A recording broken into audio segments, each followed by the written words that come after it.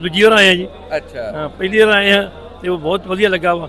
ਇਸ ਵੇਲੇ ਪ੍ਰਬੰਧ ਬਹੁਤ ਵਧੀਆ ਨੇ ਤੇ ਅਸੀਂ ਚਾਹੁੰਦੇ ਕਿ ਇਸ ਤਰ੍ਹਾਂ ਮੇਲ ਜੋਲ ਬਣਿਆ ਰਹੇ ਦੋਵਾਂ ਦੇਸ਼ਾਂ ਦਾ। ਇਹੋ ਹੀ ਇੱਕ ਜਿਹੜਾ ਸਬੱਬ ਹੈ ਦੋਵਾਂ ਜਥਿਆਂ ਨੂੰ ਇੱਕ ਦੂਜੇ ਨੂੰ ਮਿਲਣ ਦਾ, ਦੋਵਾਂ ਪੰਜਾਬਾਂ ਨੂੰ।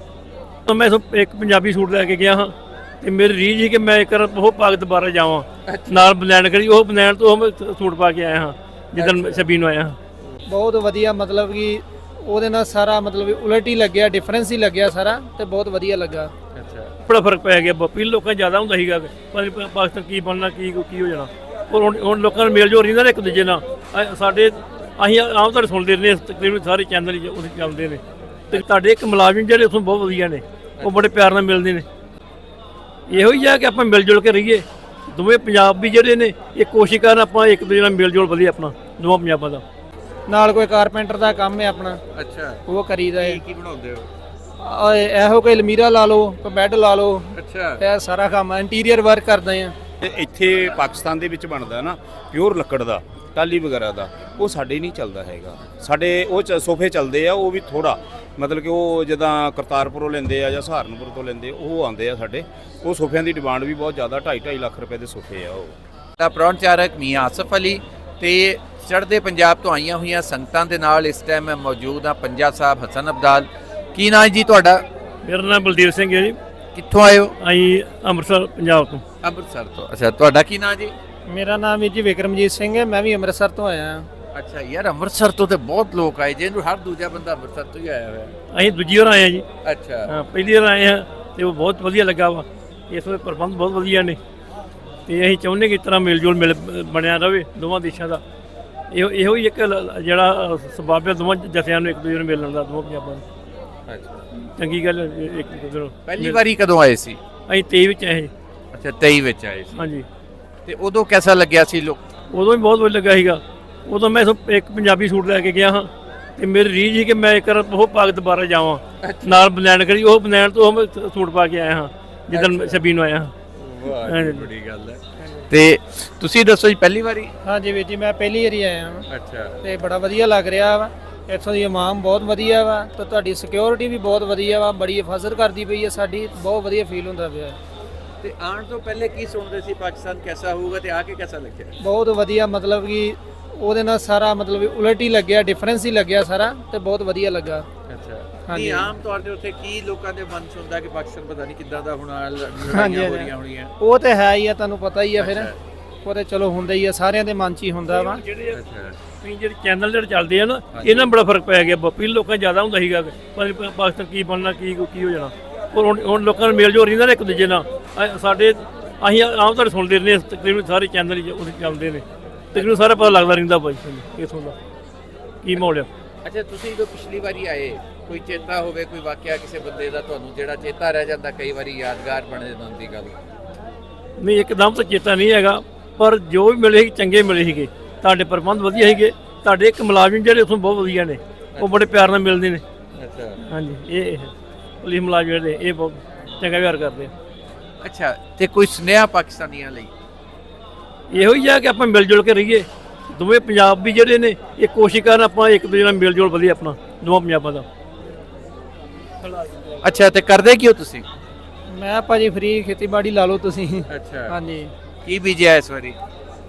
ਇਸ ਵਾਰੀ ਗੰਦਮ ਹੀ ਹੈ। ਅੱਛਾ, ਹਾਂਜੀ, ਤੇ ਕਿੰਨੇ ਕਿ ਨਿਕਲੇ ਉਹ? ਉਹ ਇਦਾਂ ਹੀ ਮਤਲਬ ਕਿ ਐਰਕੀ ਦੇ ਮੀਂਹ ਨੇ ਮਾਰ ਛੜਿਆ ਵਾ। ਮੀਂਹ ਬਹੁਤ ਜ਼ਿਆਦਾ ਪਿਆ ਉਧਰ, ਅੱਛਾ, ਉਧਰ ਵੀ ਪਿਆ? ਬਹੁਤ ਜ਼ਿਆਦਾ ਮੀਂਹ ਪਿਆ ਜੇ ਉਧਰ ਵੀ। ਇੱਧਰ ਤੁਹਾਡੇ ਵਾਲਾ ਹੀ ਹਾਲ ਹੋਇਆ। ਅੱਛਾ ਹਾਂਜੀ, ਨਾਲ ਕੋਈ ਕਾਰਪੈਂਟਰ ਦਾ ਕੰਮ ਹੈ ਆਪਣਾ, ਅੱਛਾ, ਉਹ ਕਰੀਦਾ ਹੈ। ਕੀ ਬਣਾਉਂਦੇ ਹੋ? ਇਹੋ ਕੋਈ ਅਲਮੀਰਾ ਲਾ ਲਓ, ਕੋਈ ਬੈੱਡ ਲਾ ਲਓ, ਅੱਛਾ, ਇਹ ਸਾਰਾ ਕੰਮ ਇੰਟੀਰੀਅਰ ਵਰਕ ਕਰਦੇ ਆ। ਤੇ ਉੱਥੇ ਬੈੱਡ ਜਿਹੜਾ ਵਾ ਲੱਕੜੀ ਦਾ ਬੈੱਡ ਕਿੰਨੇ ਕੁ ਦਾ ਬਣ ਜਾਂਦਾ ਨਾਰਮਲ? ਉਹ ਤੇ ਜਿਹੜਾ ਮਤਲਬ ਕਿ 10000 ਤੋਂ ਆਪਣੇ ਸਟਾਰਟਿੰਗ ਹੈ, ਇੰਡੀਅਨ 10000 ਤੋਂ। Single double? ਡਬਲ ਬੈੱਡ ਦੀ, ਡਬਲ ਬੈੱਡ। ਜਿਹੜਾ ਮਤਲਬ ਕਿ ਨਾਰਮਲ ਲਾ ਲਓ ਤੁਸੀਂ, ਤੇ ਜੇ ਕੋਈ ਆਪਾਂ ਹਾਈ ਕੁਆਲਿਟੀ ਤੇ ਜਾਂਦੇ 35 40 50 ਤੱਕ ਵੀ ਚੱਲ ਜਾਂਦਾ ਅੱਛਾ, ਇੰਡੀਅਨ। ਇੰਡੀਅਨ। ਹਾਂਜੀ ਅੱਛਾ, ਹੁੰਦਾ ਪਿਓਰ ਲੱਕੜ ਦਾ? ਹਾਂਜੀ ਹਾਂਜੀ, ਪਲਾਈਬੋਰਡ ਦੇ ਬਣਦੇ ਆ।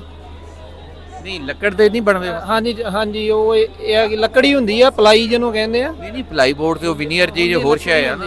ਲੱਕੜੀ ਹੁੰਦੀ ਆ। ਅੱਛਾ, ਨਹੀਂ ਇੱਕ ਟਾਲੀ ਦੀ ਲੱਕੜ ਹੁੰਦੀ ਹੈ। ਨਹੀਂ ਨਹੀਂ, ਟਾਲੀ ਦੀ ਲੱਕੜ ਦੇ ਨਹੀਂ, ਉਹ ਕੰਮ ਇਹ ਆ ਕਿ ਰਿਵਾਜ ਖਤਮ ਹੋ ਗਿਆ ਵਾ। ਅੱਛਾ ਉਹ ਪਹਿਲਾਂ ਬੰਦੇ ਹੁੰਦੇ ਸੀ ਪੁਰਾਣੇ, ਅੱਛਾ ਤੇ ਹੁਣ ਬੋਰਡ ਦੇ ਚੱਲਦੇ ਜ਼ਿਆਦਾ। ਅੱਛਾ, ਪਲਾਈ ਬੋਰਡ ਇਹ ਹੈ ਕਿ ਆਪਾਂ ਕਟਿੰਗ ਕਰਕੇ ਉੱਤੇ ਸਨਮੈਕਾ ਲਾ ਕੇ ਤੇ ਉਹ ਚੀਜ਼ ਤਿਆਰ ਹੁੰਦੀ ਹੈ। ਅੱਛਾ ਕੀ ਕਹਿੰਦੇ ਜੀ? ਮਿਸਤਰੀ ਕੰਮ ਬੜਾ ਸੌਖਾ ਹੋ ਗਿਆ। ਅੱਗੇ ਕੰਮ ਇਹਨਾਂ ਦਾ ਸਖਤ ਹੁੰਦਾ ਸੀਗਾ ਕਿ ਅੱਗੇ ਕਹਿੰਦੇ ਟਾਲੀ ਟੂਲੀ ਤੇ ਸੰਗਣੀ, ਹੁਣ ਤਾਂ ਤਿਆਰ ਪਰ ਤਿਆਰ ਹੁੰਦਾ ਜੀ, ਉਹ ਲਾ ਦਿੰਦੀ ਹੈ। ਹਾਂਜੀ। ਅੱਛਾ ਹਾਂਜੀ ਤੁਸੀਂ ਦੱਸੋ। ਉਹਦੇ ਵਿੱਚ ਇਹ ਹੁੰਦਾ ਨਾ, ਜੇ ਪਾਲਿਸ਼ ਦਾ ਕੰਮ ਕਰਾਉਣਾ ਉਹਦੇ ਵਿੱਚ ਵਿਨੀਅਰ ਯੂਜ਼ ਹੁੰਦੀ ਆ।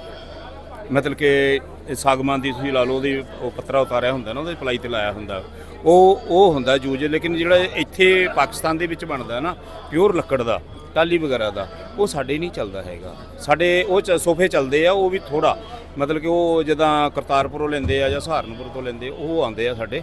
ਉਹ ਸੋਫਿਆਂ ਦੀ ਡਿਮਾਂਡ ਵੀ ਬਹੁਤ ਜ਼ਿਆਦਾ, 2.5 ਲੱਖ ਰੁਪਏ ਦੇ ਸੋਫੇ ਆ ਉਹ। ਤੇ ਬਾਕੀ ਰਹੀ ਗੱਲ ਜਿਵੇਂ ਪਲਾਈ ਬੋਰਡ ਹੁੰਦਾ ਨਾ, ਜਿਵੇਂ ਕਮਰਸ਼ੀਅਲ ਹੋ ਗਿਆ ਤੇ ਮਤਲਬ ਕਿ ਵਾਟਰਪ੍ਰੂਫ ਹੋ ਗਿਆ, ਉਹ ਚੀਜ਼ਾਂ ਉੱਦਾਂ ਦੀਆਂ ਹੁੰਦੀਆਂ ਸਨਮਾਈਕਾ ਲਾ ਕੇ। ਜੇ ਲਿਫਟ ਵਾਲੀ, ਜੇ ਤੁਸੀਂ ਲਿਫਟ ਵਾਲੀ ਬਣਵਾਓਗੇ ਨਾ ਤੇ ਉਹਨਾਂ ਦਾ ਰੇਟ ਵੱਖਰਾ ਹੋ ਜਾਂਦਾ ਹੈ। ਅੱਛਾ ਸਾਡੇ ਪਤਾ ਕੀ ਕਰਦੇ, ਲੱਕੜ ਜਿਹੜੀ ਹੈ ਕਿਉਂਕਿ ਬਹੁਤ ਮਹਿੰਗੀ ਹੈ, ਲੱਕੜ ਦਾ ਫਰਨੀਚਰ ਬੜਾ ਮਹਿੰਗਾ, ਉਹ ਕਈ ਵਾਰੀ ਲੱਕੜ ਦੇ ਨਾਂ ਤੇ ਨਾ ਉੱਤੇ ਪਾਲਿਸ਼ ਪੁਲਿਸ਼ ਵੀ ਕਰ ਦਿੰਦੇ ਆ ਮਿਸਤਰੀ, ਉਧਰ ਵੀ ਹੁੰਦਾ ਤੇ ਉਹ ਕਹਿ ਦਿੰਦੇ ਆ ਲੱਕੜ ਹੀ ਹੈ, ਵਿਨੀਅਰ ਦੇ ਉੱਤੇ ਕਮਰਸ਼ੀਅਲ ਤੇ। ਨਹੀਂ ਮੈਂ ਤੁਹਾਨੂੰ ਦੱਸਦਾ, ਉਹਦੇ ਵਿੱਚ ਇਹ ਹੁੰਦਾ ਸਾਡੇ ਨਾ ਹੁਣ ਜ਼ਿਆਦਾ ਚੱਲਦਾ, ਜਿਵੇਂ ਡੇਕ ਵਗੈਰਾ ਲਾਉਂਦੇ, ਜਿਹੜਾ ਸੋਫੇ ਦਾ ਢਾਂਚਾ ਹੁੰਦਾ ਨਾ, ਉਹ ਜੇ ਪਹਿਲਾਂ ਜਦੋਂ ਅਸੀਂ ਕੰਮ ਸਿੱਖਦੇ ਤੇ ਉਦੋਂ ਬਣਦਾ ਸੀ ਅੰਬ ਦਾ। ਅੰਬ ਹੁਣ ਰਿਹਾ ਨਹੀਂ, ਹੁਣ ਚੱਲਦਾ ਡੇਕ ਦਾ। ਤੇ ਉਹਦੇ ਵਿੱਚ ਜਿਹੜੀ ਅੰਦਰ ਦਾ ਉਹ ਕਾਲੇ ਕੋਕੇ ਲਾਉਣ ਵਾਸਤੇ ਨਾ ਪੋਲੀ ਲੱਕੜ ਚਾਹੀਦੀ ਹੁੰਦੀ ਆ। ਉੱਪਰ ਤੁਸੀਂ ਜਿਹੜਾ ਉਹਦੇ ਵਿੱਚ ਉਹਨੂੰ ਕਵਰ ਕਰਨ ਵਾਸਤੇ ਜਾਂ ਦਿਖਾਉਣ ਵਾਸਤੇ ਉਹ ਤੁਸੀਂ ਸਾਗਮਨ ਵਗੈਰਾ ਤੇ ਟਾਲੀ ਵਗੈਰਾ ਲਾ ਸਕਦੇ ਹੋ। ਬਿਲਕੁਲ। ਤੇ ਜਿੱਦਾਂ ਮਤਲਬ ਕਿ ਕਿਚਨ ਵਗੈਰਾ ਹੁੰਦੀਆਂ ਨੇ, ਉਹ ਸਾਡੀਆਂ ਜ਼ਿਆਦਾ ਮਤਲਬ ਕਿ ਐਲੂਮੀਨੀਅਮ ਆ ਗਿਆ ਹੁਣ, ਉਹ ਨਹੀਂ ਜ਼ਿਆਦਾ ਸੀ ਯੂਜ਼। ਨਹੀਂ ਕਿਚਨ ਦਾ ਤੇ ਬਦਲ ਹੀ ਗਿਆ ਨਾ ਕੰਮ, ਕਿਚਨ 'ਚ ਲੱਕੜ ਰਹਿ ਹੀ ਨਹੀਂ ਗਈ ਨਾ। ਨਹੀਂ ਲੱਕੜ ਬਹੁਤ ਜ਼ਿਆਦਾ ਯੂਜ਼ ਹੁੰਦੀ ਆ। ਮੈਂ ਬਣਾਉਣਾਗਾ, ਮੈਂ ਪੱਲੇ ਵੀ ਲੱਕੜ ਦੇ ਬਣਾ ਦਿੰਦਾ ਕਿਚਨ ਦੇ। ਹਾਂ ਬਿਲਕੁਲ। ਨਹੀਂ ਬਣ ਜਾਂਦੇ ਆ ਪਰ ਘੱਟ ਹੀ, ਹੁਣ ਲੋਕੀ ਉਹ ਦੂਜੀਆਂ ਸ਼ਾਵਾਂ ਆ ਗਈਆਂ ਨਾ, ਸ਼ੀਟਾਂ। ਜੇ ਪਾਲਿਸ਼ ਦਾ ਕੰਮ ਕਰਾਓਗੇ ਨਾ, ਪਾਲਿਸ਼ ਦਾ ਕੰਮ ਤਾਂ ਫਿਰ ਲੱਕੜ ਦਾ ਹੀ ਹੋਏਗਾ। ਬਸ ਉਹ ਚੀਜ਼ ਹੁੰਦੀ ਆ। ਬਣਾਉਂਦੇ ਆ ਅਸੀਂ ਜਾਂ ਡੀਕੋ ਪੇਂਟ ਹੁੰਦਾ। ਅੱਛਾ ਹਾਂ, ਜਾਂ ਡੀਕੋ ਪੇਂਟ ਕਰਾਈਦਾ ਤੇ ਜ਼ਿਆਦਾ MDF ਚੱਲਦਾ, HDF ਤੇ MDF ਬਸ ਉਹੀ। ਚਲੋ ਜੀ, ਇਹ ਵੀ ਬੜਾ ਚੰਗਾ ਲੱਗਿਆ ਇਹਨਾਂ ਨਾਲ ਗੱਲਬਾਤ ਕਰਕੇ। ਇਹਦਾ ਮਤਲਬ ਹੈ ਲੱਕੜ ਹੁਣ ਟਾਲੀ ਜਿਹੜੀ ਆ ਹਰ ਪਾਸੇ ਹੀ ਘਟ ਗਈ ਹੈ, ਜਿਹੜੀ ਸਾਡੇ ਪਾਸੇ ਨਹੀਂ ਹਰ ਪਾਸੇ। ਅੱਛਾ ਤੁਹਾਡੇ ਟਾਲੀ ਹੈਗੀ ਹਾਲੇ? ਨਹੀਂ ਟਾਲੀ ਮੈਂ ਤੁਹਾਨੂੰ ਦੱਸਦਾ, ਟਾਲੀ ਅਸੀਂ ਲੈਂਦੇ ਆ ਤਾਂ ਨਹਿਰੀ ਮਹਿਕਮੇ ਦੀ ਬੋਲੀ ਤੇ ਚੱਕਦੇ ਆ। ਉਹ ਮਿਲਦੀ ਆ ਕਿ ਨਹਿਰੀ ਮਹਿਕਮੇ 'ਚ ਸਾਰਾ ਕੁਝ ਹੈਗਾ। ਨਹੀਂ ਹੈਗੀ ਹੈ, ਅੱਗੇ ਹੁੰਦੀ ਸੀ ਤਾਂ ਹਰ ਪਾਸੇ ਟਾਲੀ ਹੁੰਦੀ ਸੀ। ਹੁਣ ਸਾਡੇ ਅਸੀਂ ਵੇਖਿਆ ਨਾ, ਸਾਰਾ ਪੰਜਾਬ ਘੁੰਮੇ ਆ, ਆਏ ਆ, ਤੁਹਾਡੇ ਟਾਲੀ ਬਹੁਤ ਜ਼ਿਆਦਾ, ਤੁਹਾਡੇ ਕਿੱਲਿਆਂ ਦੇ ਵਿੱਚ ਆਲੇ ਦੁਆਲੇ ਲੱਗੀ ਆ। ਸਾਡੇ ਖੇਤ ਵੱਡੇ ਹੋ ਗਏ ਨੇ, ਸਾਡੀ ਕੰਬਾਈਨਾਂ ਹੋਣ ਕਰਕੇ ਇਹਨਾਂ 4-4 5 ਕਿੱਲੇ ਕਰਦੇ ਨੇ, ਸਾਡੇ ਰੁੱਖ ਘਟ ਗਏ ਆ। ਤੁਹਾਡੇ ਬਾਗ ਬੜੇ, ਤੁਹਾਡੇ ਰੁੱਖ ਬਹੁਤ ਆ। ਪਹਿਲਾਂ ਪੰਜਾਬ ਤੁਹਾਡੀ ਨਹੀਂ ਸਾਡੇ ਵੀ ਟਾਲੀ ਜਿਹੜੀ ਹੈ ਨਾ, ਟਾਲੀ ਨੂੰ ਪੈ ਗਈ ਸੀ ਇੱਕ ਬਿਮਾਰੀ। ਛੋਟੀ ਰਹਿ ਹਾਂ ਪਹਿਲੇ ਨਾਲੋਂ ਤੇ ਬਹੁਤ ਥੋੜੀ ਰਹਿ ਗਈ, ਨਹੀਂ ਕਿ ਹੁਣ ਤੇ ਮੈਂ ਕਹਿੰਦਾ ਕਿ 20ਵਾਂ ਕੀ 100ਵਾਂ ਹਿੱਸਾ ਵੀ ਨਹੀਂ ਰਹਿ ਗਿਆ। ਨੇਪਾਲ ਦੀ ਟਾਲੀ ਆਉਂਦੀ ਹੈ। ਹਾਂ ਨੇਪਾਲ ਦੀ ਵੀ ਆਉਂਦੀ ਹੈ, ਨੇਪਾਲ ਦੀ ਬਹੁਤ ਵਧੀਆ ਟਾਲੀ ਹੁੰਦੀ ਹੈ, ਉਹ ਆਉਂਦੀ ਹੈ, ਕਾਲੇ ਰੰਗ ਦੀ ਹੁੰਦੀ ਹੈ ਉਹ। ਵੈਸੇ ਲਓ ਜੀ, ਬੜਾ ਚੰਗਾ ਲੱਗਿਆ ਤੁਹਾਡੇ ਨਾਲ ਗੱਲ ਕਰਕੇ, ਤੇ ਆਉਂਦੇ ਰਹੋ ਤੇ ਫਿਰ ਮਿਲਦੇ ਰਹੋ ਜੀ ਇੱਥੇ। ਵਿੰਟਰ ਹੋ ਗਏ ਨੇ।